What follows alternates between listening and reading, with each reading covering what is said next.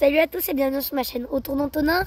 Aujourd'hui c'est la 4e étape du Tour de France 2025 où on va faire un petit retour sur l'étape d'hier. Alors la victoire de Tim Merlier qui est de la Soudal Quick Step et qui est champion d'Europe.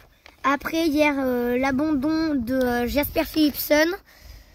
Ça arrive, je lui souhaite très bon rétablissement. Est-ce que ça doit faire très mal?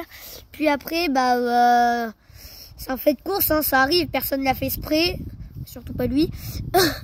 Après, ouais, il a chuté sur le sprint intermédiaire. C'est vrai que du coup là, il a fait une grosse chute et c'est un fait de course, hein, c'est pas grave. Hein. Après, du coup, Mathieu Van Der Poel qui est toujours en jaune après hier et qui a eu le jaune il y a 2 jours sur l'étape 2. Après, on va revenir sur l'étape du jour Amiens-Rouen. 174,2 km avec plus de 2050 de dénivelé positif, 3 cols de 4e catégorie et 2 cols de 3e catégorie. Après, c'est au 128e que commence le premier col de 4e catégorie. C'est un parcours accidenté qui est surtout pour les baroudeurs. Après le début de course, il est vraiment calme. Le sprint intermédiaire, il est au 143e kilomètre. Après, c'est un beau parcours, pas mal de petites bosses dès le début. Les 5 cols sont sur la fin du parcours. Il va falloir être explosif. Et je pense qu'il y aura une échappée dès le début qui ne devrait pas aller au bout et tout. Hein. Après, la composition de l'échappée, pour moi, elle va être Kevin Vauquelin de la Arkea, Mathieu Van Der Poel, le maillot jaune et de la Alpecin, et Julien Alaphilippe de la Tudor, et le leader, et qui est français. Après, la course, c'est vraiment pour les punchers, hein, punchers baroudeurs. Les 50 derniers kilomètres, ils vont enchaîner les cols.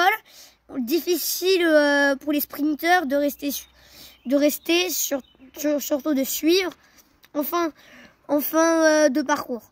Après, bien sûr, s'il y aurait eu Philipsen encore ou Matt Pedersen, ils auraient peut-être passé mieux les côtes. Parce que eux, ils arrivent à passer les côtes très bien quand même.